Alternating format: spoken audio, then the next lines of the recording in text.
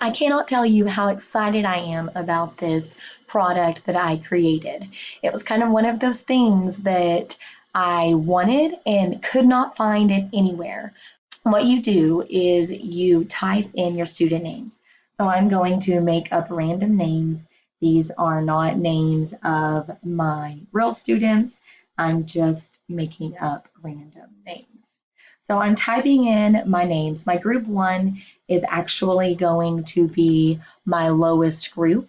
So now I've got my names typed in. That took me less than 2 minutes to type my names in. And now, in the time that it took me to type those names in, my lists are now created for all of my rotations. So for my Monday rotations, Monday rotation 1 is Steve, David, Sue, Rachel, and Ryan. That's their lowest group. They are at my teacher table. And then it has split my 2, group 3, and group 4 into partners or at most groups of 3 into these other reading rotations. And it even does it for Monday rotation 2, Monday rotation 3, and then it goes to Tuesdays. The complete thing done for all the way through Friday, 3 rotations a day. So it completely autofills everything for you. So then when I'm ready, after I put my groups in, I simply go up here and I press print. And when I press print, I print this out, I hole punch it, put it into a binder, and now that is all of my guided reading rotations. All of my people are filled in here. So how amazing is that? So then whenever I want to change my groups, all I have to do is go back to this first slide that has my group names, and all I'll do is change them. I'll change my groups, and then when I change my groups, like say I needed to move Ryan, I needed to move him up to this group. Maybe I needed to move Braden or even Sharon, whoever I wanted to pick. I needed to move Braden up to this group. Then as soon as I type those in and make those changes, it now makes the changes down here. So it's so easy to change out your groups. And anytime you want to change your groups, you just throw away the last thing you printed out and then print out a new one and put it in your binder. Seriously, so amazing. I'm so happy I did this. Now, if you want to know more, then you can stick around longer. So some of the things that are great about this is that you can change your groups. And so say you didn't want to have a social studies or science station, and instead you wanted that to be another independent reading slash AR station, you can change it. And when you change it on one slide, it changes it on all your slides. So now there's not a social studies or science station. They all were changed to that, whatever you change the column to. So you don't even have to have these stations that I have. You can put your own ones in here. Now, I will give you a disclaimer. When you're changing your stations, there's something to keep in mind, and I did write it up here. So right here, I say you can change the names of the groups, but the majority of your students are going to hit the writing station and the independent AR reading station twice.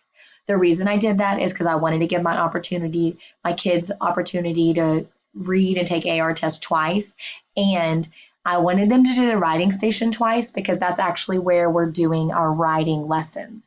I'm recording videos and they are scanning QR codes and watching the video of me doing like, in a sense, a whole group writing lesson and modeling how I write.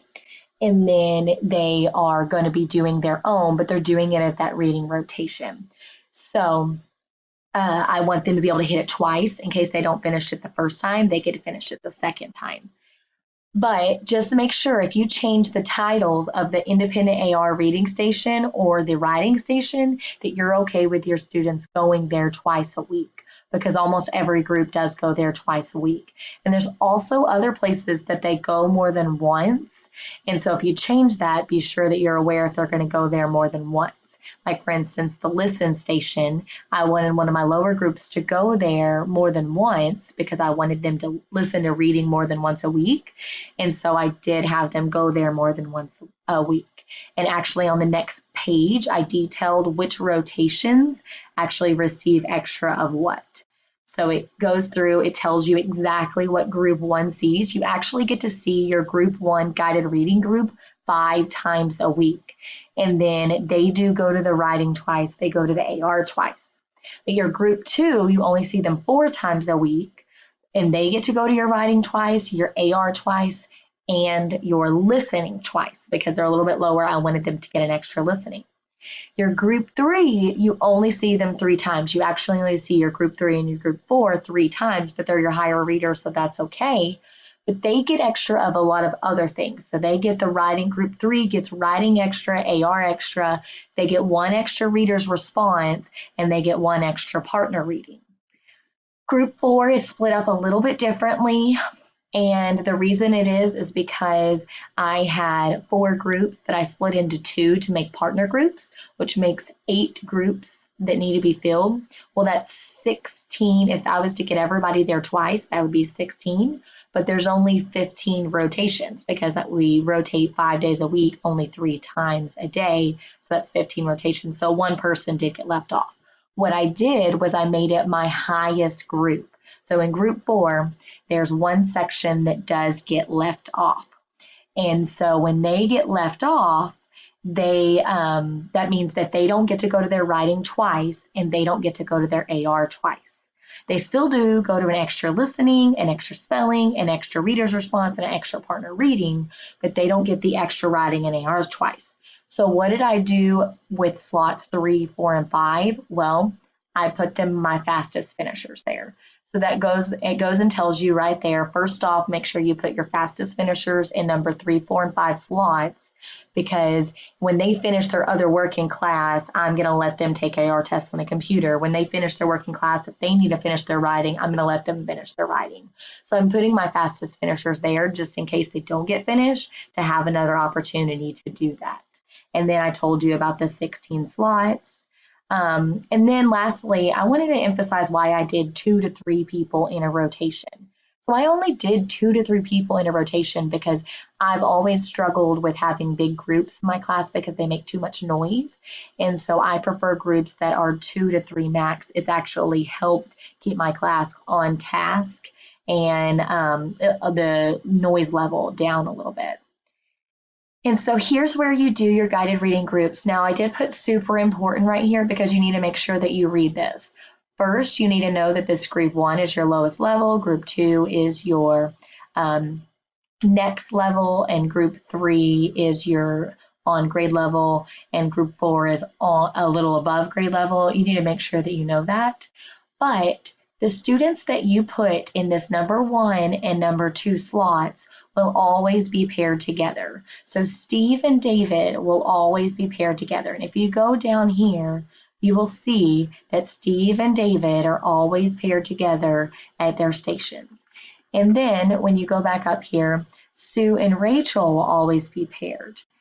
If you had to put, if you needed a group with 5, like this group here, your 1 and 2 slots will go together, but then 3, 4, and 5 will go together. So you'll notice that Desi and Carol are together, but then you'll notice that Freedom, Sarah, and Ryan are together. So Desi and Carol were together, but then Freedom, Sarah, and Ryan were together.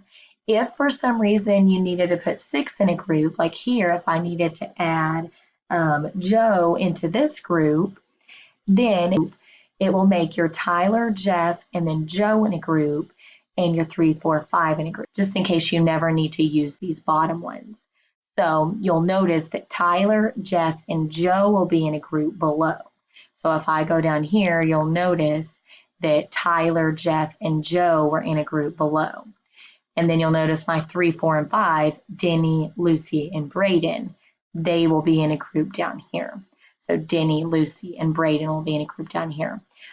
This has been super amazing. It's been so helpful. I just print this out, put this in my guided reading notebook, and I just put this list underneath my Elmo, my document camera in my classroom.